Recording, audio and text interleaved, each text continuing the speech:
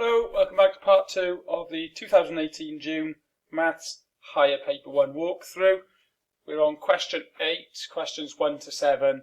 We're in a previous video, and this one is, as you can see, loci constructions. And following some inequality rules as well. Right, our first instruction is we've got to go nearer to point A than to point B. So that means we're going to have to do a perpendicular bisector down here. So if we open our compass up more than halfway, let's move this down a little bit.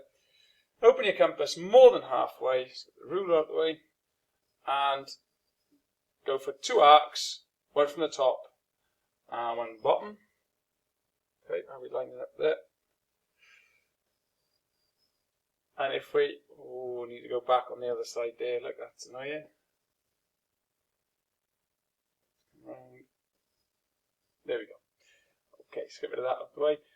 And then a line straight down the middle of those two is there's our perpendicular bisector. And it said nearer to A than B. So what I'll do is I'll just put two little arrows pointing on this left hand side. That's to help me later on. Okay, next instruction says that BAP, so corner A, because that's where the hat is got to be less than 60 degrees, less than or equal to. So let's draw a 60-degree angle down in corner A. A 60-degree angle, remember, that comes from an equilateral triangle. Now my compass isn't big enough to go all the way across, so what I'm going to do is open it just to my place, and we'll just work there from our bisector.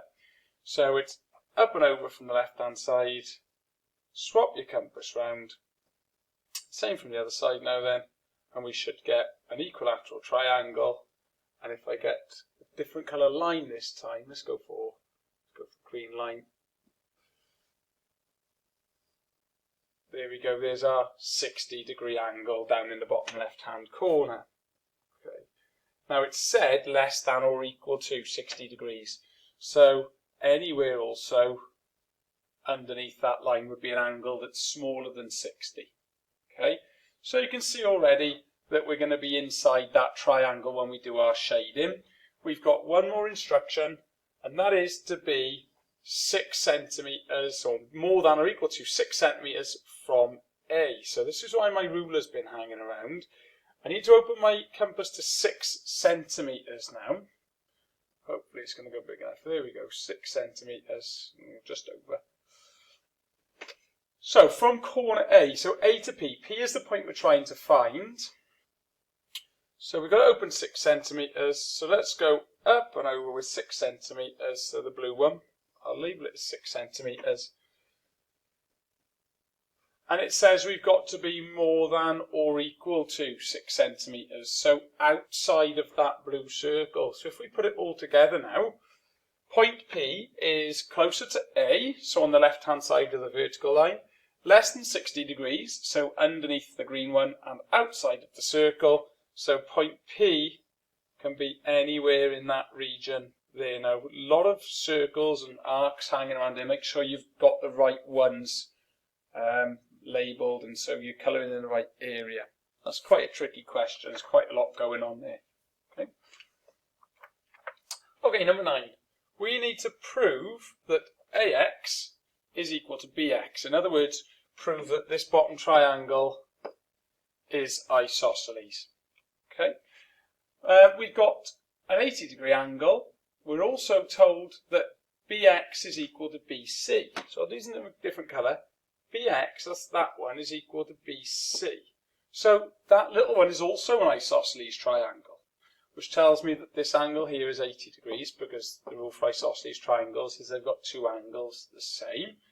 I can also fill in down here, if they make 160, this one's 20, but I don't think it's going to help very much. Okay. And I'll also change them to a double mark. We shouldn't really have two lots of single markings. Right, okay, how does that help me on the larger triangle, the AXB triangle? Well, I can use angles on a straight line round by X to work out that that must be 100 degrees. 100 plus 80 makes 180. And then ignoring the fact that I'm trying to prove it's isosceles, so let's get rid of those. I don't need to know it's isosceles to prove that the angle in the bottom right down here, angle XBA, this one, is going to be 40 degrees, because I know that angles in a triangle make 180. we've got 140 already, so that leaves 40 degrees. And if two angles have got 40 degrees, it's an isosceles triangle, so I can say now with absolute certainty that AX must be equal to AB, because I've proved that it's an isosceles triangle down the bottom. Okay, so all you've got to do is a couple of sentences there, just explaining your steps. Okay. Right, question 10. So we've got to do a negative scale factor, so that means everything goes opposite. It's -2, so double, and we're using the origin as our centre of enlargement, so all of our counting needs to be done from the origin. Okay. If I label the corners, corner A, B, C, let's see if we can tidy that up a little bit. So corner A, B and C, so corner A, corner B and corner C. So what I need to do is count from the origin to each corner and then double it and flip everything. So to corner A, it's 1 across and then 2 up. 1 across and 2 up. So 1 to the right, 2 up. If I double it and flip it, that's 2 to the left and 4 down. So 2 to the left from the origin and 4 down. That gives me a new corner A by there, so A dash. If we go to corner B next, it's 3 across, 3 to the right and 2 up. Again, we've got to flip it and do double it. So 3 to the right and 2 up is 6 to the left and 4 down. So from the origin, 6 to the left and 4 down. That's our new corner B, so call that B dash. You don't have to label them like this, it just helps me to show it. And then corner C is 3 to the right and 3 up. If we double it and flip everything, that's 6 to the left and 6 down. So there's 6 to the left, then 6 down. Our new corner C, C dash is there. And all you've got left to do is join them up. Make a triangle that's twice as big and the other way around. You can check your answer as well. Corner A should join to A dash and should go through the origin. Corner B joins to B dash and that goes to the origin, and it'll make a bit of a mess, but it would work for corner C and C dash as well. Okay, so that's one way of checking your answer, or you can use that method to find a centre of enlargement on a reverse question. Going on to question 11. This is proportion. So direct proportion, so there's no need to have a 1 over.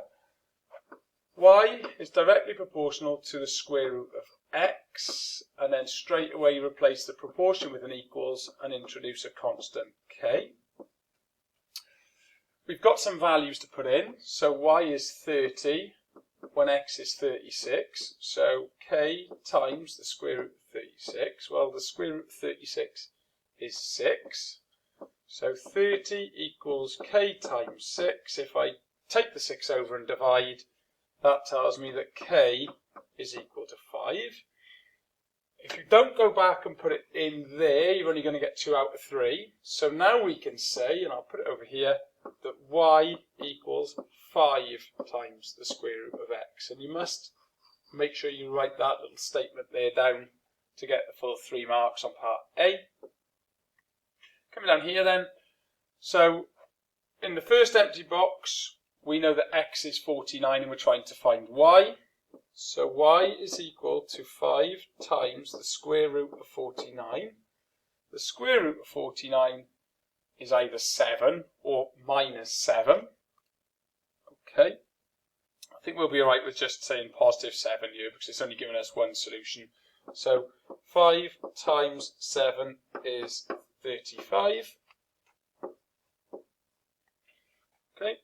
And then for the second missing box, this time we know that y is 40 and we're trying to find x. So 40 equals 5 times the square root of x. Let's take the 5 over and divide by 5. So that leaves us with 8 is the square root of x. Well, if 8 is the square root of x, we need to square it.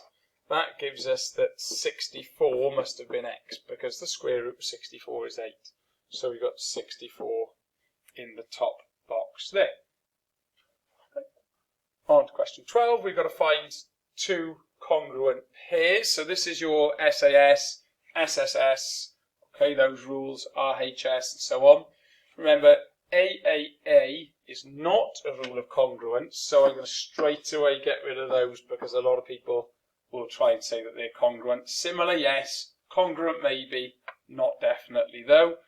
Okay, so the first pair I'm going to go for is A and G, because they've got matching sides, they've got a matching angle, and importantly, that matching angle is included. It's between the two sides. So triangle A is congruent to triangle G, and the rule is you can just write SAS, two sides and an included angle. Okay, and the second pair that are matching are D and E. That's an easy one to spot. They've got three matching sides. Doesn't matter where they are. D and E are matching, and the rule you can very simply just write SSS, or you can write all three sides are the same, and that'll be fine for that question. This looks like it's going to be some factorising later on. Okay, first job is to prove that equation is true. So it says, show that the time taken to reach a height of 4 meters, so h is 4, show that you get that 5t squared minus 8t plus 3 equals 0. Well, if 4 equals 1 plus 8t minus 5t squared, this is using that formula, and then I start moving things over to make them positive, because I can tell that they've got a 5t squared and I've got a minus 5t squared, so taking things over, that goes positive, so 5t squared. The plus 8t goes over and goes negative, so minus 8t. The 1 goes over and goes negative. We've already got a 4 there. That leaves us with 3, and that equals 0. So that's where they get in their little equation from at the top. And then to solve it, we're going to have to factorise. We're going to have to use the ABC longer method because of the 5 at the front. So A times C, 5 times 3 is 15. B is minus 8. The only pair of numbers that's going to do that, because they're going to need to be both minus, is minus 3 and minus 5. So there's our pair if you factorise this way. Split the middle term, 5t squared. I'm going to put the minus 5t with the 5t squared. I'm going to put the minus 3t with the plus 3, because I want sort of numbers who've got lots in common together. Split down the middle. What can we factorise out on the left? Well, we can take a 5 and we can take a t, and that leaves us with t minus 1. Now on the right, I notice my signs are off. I've got negative and then a positive, and I need it the other way round. So I'm going to have to divide by minus something. The number they both divide by is 3, so I need to take a minus 3 outside, and that will turn the t back positive. What was a plus 3 will go minus. So that's going to go to minus 1, and we've got matching brackets. So that's good. Final answer then, if we bring our brackets together, 5t minus 3 and t minus 1. And to solve it then, the minus 3 goes positive, so plus 3 and divided by 5, so 3/5, 0.6, or t equals 1.